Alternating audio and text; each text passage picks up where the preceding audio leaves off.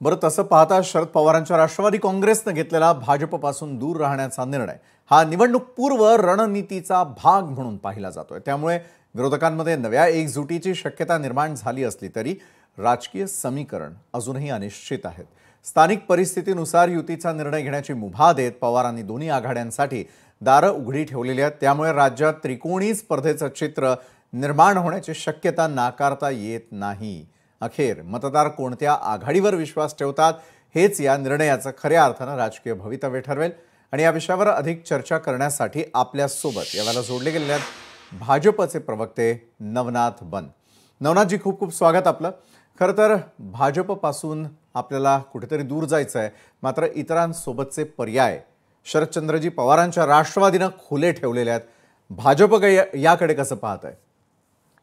विशालजी, सुप्रियाताई सुळे किंवा शरद पवारजी यांना कुठल्याही पक्षाशी युती किंवा आघाडी करायची असेल तर ते त्यांना स्वातंत्र्य आहे। त्यांना भाजप सोडून काँग्रेस, उभाटा गट किंवा एखाद्या पाकिस्तानच्या पक्षाशी युती करायची असेल तरी आमची त्याला काही हरकत नाही। बरं, त्यांनी त्यांचं राजकारण करावं। परंतु महाराष्ट्राच्या विधानसभेच्या निवडणुकीत महाराष्ट्रातल्या जनतेनं राष्ट्रवादी काँग्रेस पार्टीचा करेक्ट कार्यक्रम केलेला आहे, सुप्रियाताई गटाचा करेक्ट कार्यक्रम केलेला आहे। आता सुप्रियाताई म्हणतायत की भारतीय जनता पार्टी सोडून आम्ही कुणाशीही युती करायला तयार आहोत। परंतु माझा प्रश्न असा आहे की सुप्रियाताई यांच्या पक्षाशी युती करायला इतर पक्ष तयार आहेत का? म्हणजे अजितदादांचा पक्ष सुप्रियाताईंशी युती करायला तयार आहे का? किंवा उभाटा गट मुंबईमध्ये सुप्रियाताईंच्या पक्षाला जागा द्यायला तयार आहेत का? हे देखील प्रश्न विचारणं गरजेचं आहे। कारण ज्या पद्धतीनं सुप्रियाताईंच्या पक्षाची वाताहात झालेली आहे ते बघता अजितदादा आमच्या सोबत आहेत, एकनाथजी शिंदे आमच्या सोबत आहेत। आता मुंबईचा विचार केला तर उद्धवजी ठाकरे आणि राज ठाकरे हे एकमेकांच्या सोबत येण्याचा विचार करतात, त्यामुळे त्यांना आता काँग्रेसची गरज राहताना दिसत नाही, काँग्रेसला त्यांच्या सोबत राहायची गरज दिसत नाहीये। आणि ते मुंबईमध्ये शरद पवारांच्या राष्ट्रवादीलाही सोबत घेतील का, हा देखील या निमित्तानंचा प्रश्न आहे। बरं, सुप्रियाताईंना भाजप वगळून इतर सगळ्यांची मोड बांधायचा प्रयत्न करायचा असेल तर याआधी देखील त्यांनी केला होता।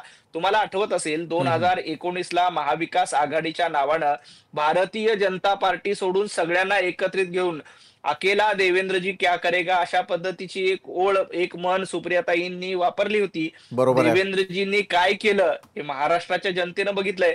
अकेला देवेंद्रजी फडणवीस हे काय काय करतात, कशा पद्धतीनं राजकारण करतात आणि महाराष्ट्राला पुढे घेऊन जाण्याचं काम करतायत। त्यामुळेच विधानसभेच्या निवडणुकीला पवार साहेबांच्या राष्ट्रवादी पक्षाची काय अवस्था झाली, सुप्रियाताई यांच्या पक्षाची काय अवस्था झाली, रोहित पवार तर अवघ्या 1,500 मतांनी निवडून आलेले आहेत।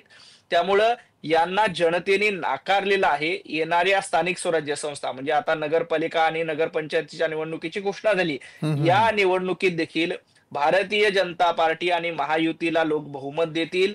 सुप्रियाताईंनी कितीही प्रयत्न केला की स्थानिक पातळीवर आपण सगळ्यांची एक मोठ बांधू आणि भारतीय जनता पार्टीला विरोध करू, तर भारतीय जनता पार्टीला विरोध केला तरी जोपर्यंत जनता जनार्दनाचे आशीर्वाद आमच्या सोबत आहेत तोपर्यंत भाजपाचा पराभव कुणी करू शकत नाही। बरं, पण भाजपचं यावरती नेमकं मत काय आहे? याचा अर्थ एवढाच की एका बाजूला जरी त्यांनी तुमच्यापासून दूर राहण्याचा निर्णय घेतला असता, मात्र पुढच्या काळातल्या स्थानिक स्वराज्य संस्थांच्या निवडणुका आणि पुढील काळात येणाऱ्या ज्याला बराच काळ आहे अजून त्या निवडणुकांच्या दृष्टीनं जर मात्र त्यांच्याकडून प्रस्ताव आला तर भाजप हात पुढे करणार? नाही, सुप्रियाताई आता कुठलाही तसा प्रस्ताव नाहीये की सुप्रियाताईंनी आमच्याकडे प्रस्ताव दिला किंवा आम्ही त्यांच्याकडे असे काही प्रस्ताव दिला, आज तरी याबद्दल चर्चा नाही। राजकारणामध्ये राजकारण हा शक्य आणि अशक्यतांचा खेळ आहे। म्हणजे नक्कीच। 2019ला जर कोणी विचारलं असतं उद्धवजी ठाकरे आणि काँग्रेस एकमेकांसोबत बसतील का, तर त्या सगळ्या प्रश्नांची उत्तर दिली असतं की जगात काही शक्य होईल, पण वंदनीय बाळासाहेब ठाकरे यांची शिवसेना काँग्रेसच्या दावणीला बांधणार नाही असं तुम्ही देखील सांगितलं असतं आणि मला विचारलं असतं तर मी देखील सांगितलं असतं। परंतु उलट झालं, आता उद्धवजी ठाकरेंनी आपला पक्ष काँग्रेसच्या दावणीला बांधून टाकलेला आहे। त्यामुळे राजकारणात उद्या काय होईल याचं भविष्यवाणी किंवा आपण आज त्याचा तर्क किंवा उत्तर देऊ शकत नाही। आजच्या घडीला आम्ही एकनाथजी शिंदे आणि अजितदादा यांच्यासोबत अतिशय भरभक्कमपणे उभे आहोत। आमचा प्रयत्न आहे की जास्तीत जास्त ठिकाणी युती करू आणि जिथे शक्य नाही स्थानिक पातळीवर काय कार्यकर्त्यांना लढायचं असतं तिथं युती शक्य नाही, तिथं आम्ही मैत्रीपूर्ण लढत करू, एकमेकांवर आरोप करणार नाहीत, एकमेकांना शिवीगाळ करणार नाहीत, एकमेकांना संवाद घेऊन मैत्रीपूर्ण लढत करण्याचा आमचा प्रयत्न असेल. नक्कीच. धन्यवाद नवनाथ बन, तुम्ही आमच्याबरोबर या संदर्भातली चर्चा केलीत त्यासाठी. तर एकंदरीतच पुढच्या काळातील नेमक्या निवडणुकांचा